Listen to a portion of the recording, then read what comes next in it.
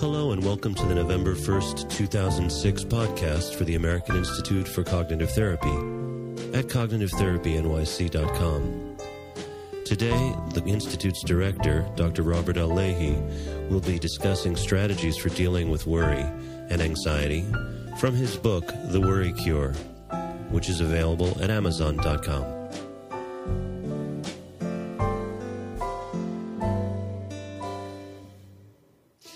All of us seem to worry, and almost everyone gets bad advice on how to handle their worries.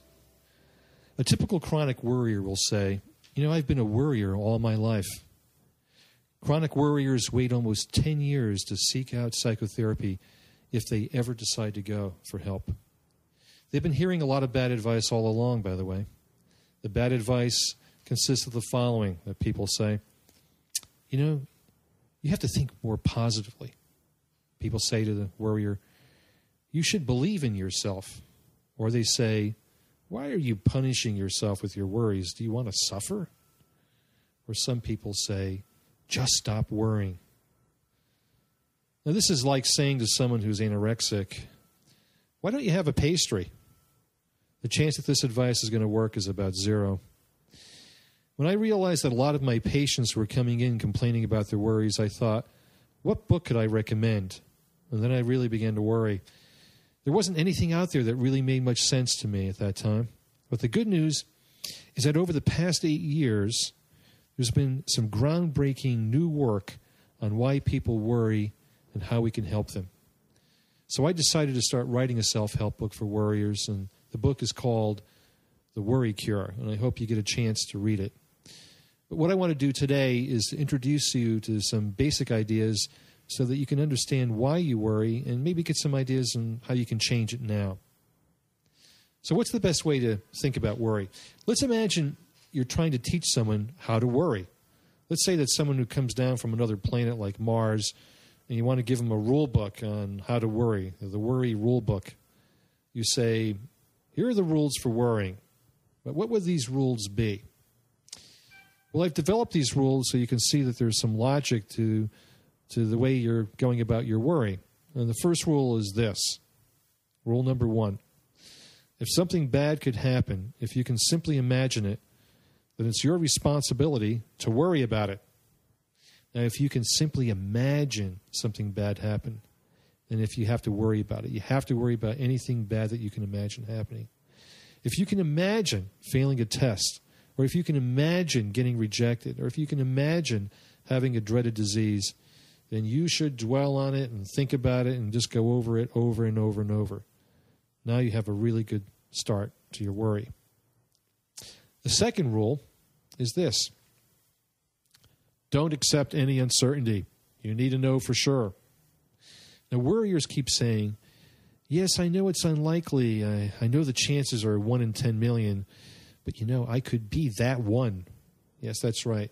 Don't accept any uncertainty. In fact, when you worry and then you think, I think it's really unlikely that I have that dreaded disease, you should ask yourself, but can I be absolutely sure? Of course, the best way for you to keep your worry going is to get onto the web and Google every dreaded disease to see if you have any signs that things are falling apart. Or you might try getting reassurance from everyone that everything will work out. Ask your friends, is everything going to work out? Will I be happy? Will I find the lover of my dreams? But then you can reject the reassurance because it doesn't guarantee absolute certainty. That's right. Continue worrying until you have certainty and perfection. That'll make you a good worrier. The third rule is also very important. It's that you should treat all of your negative thoughts as if they're really true. Now, most people might say, oh, it's all in your head. But as a worrier, you know better. If you simply think that things are bad, your thought must reflect that it really is bad. If you think you'll get rejected, treat that thought as if it has already happened. Now, the fourth rule that will help you be a good worrier is to always think it's all about you. So anything bad that could happen is a reflection of who you are as a person. If you're a good worrier, you'll want to think it's up to you to make sure everyone's happy. That you have to find out what the truth is. that you are the center of everything because you are responsible. You have a hard time just sitting back and letting the world take care of itself. As a worrier, you are the one who has to make it happen. Think of it this way.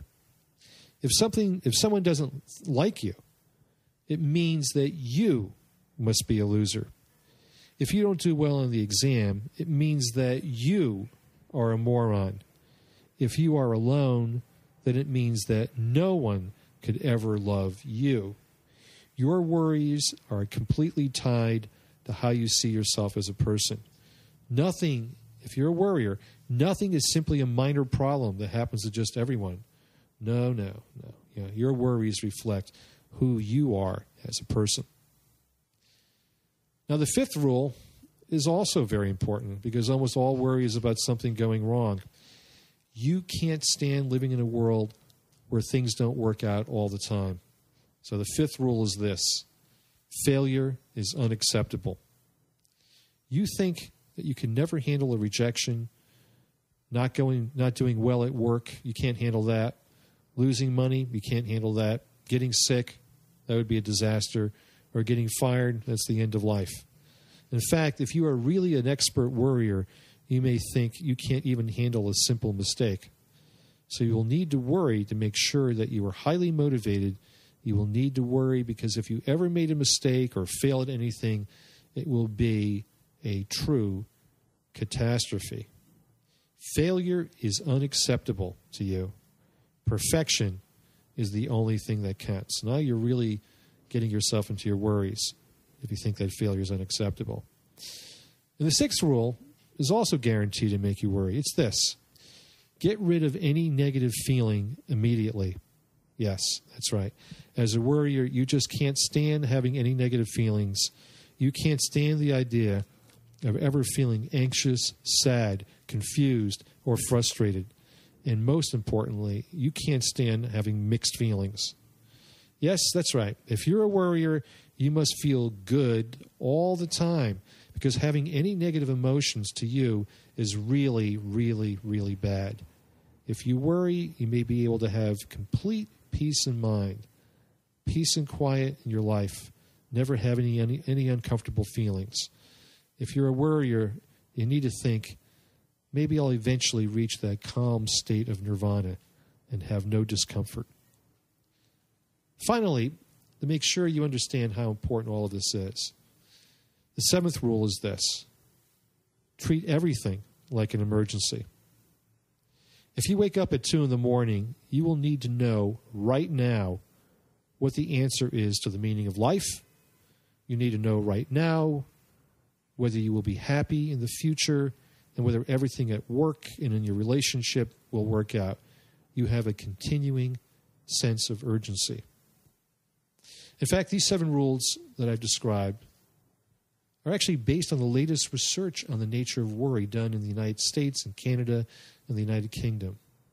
It's fascinating work, which I discuss in the book, The Worry Cure, and how to use these ideas to help yourself. So think about it. Now that we know the 7 rules, you can worry every single day of your life about something that will probably never happen. You have the royal road to misery with these 7 rules. All right, now you probably see yourself in this humorous list and you're probably laughing a little bit, but what does this have to do with overcoming your worries? It's really simple. Once you understand why you worry, you can rewrite your rules and come up with new ways to handle life other than worrying about it. Now let's take a look at what you can do to help yourself. The first step to handle your worries is to ask, what is the advantage that you hope to get in worrying? Now, worriers actually believe that simply having a thought, I might fail,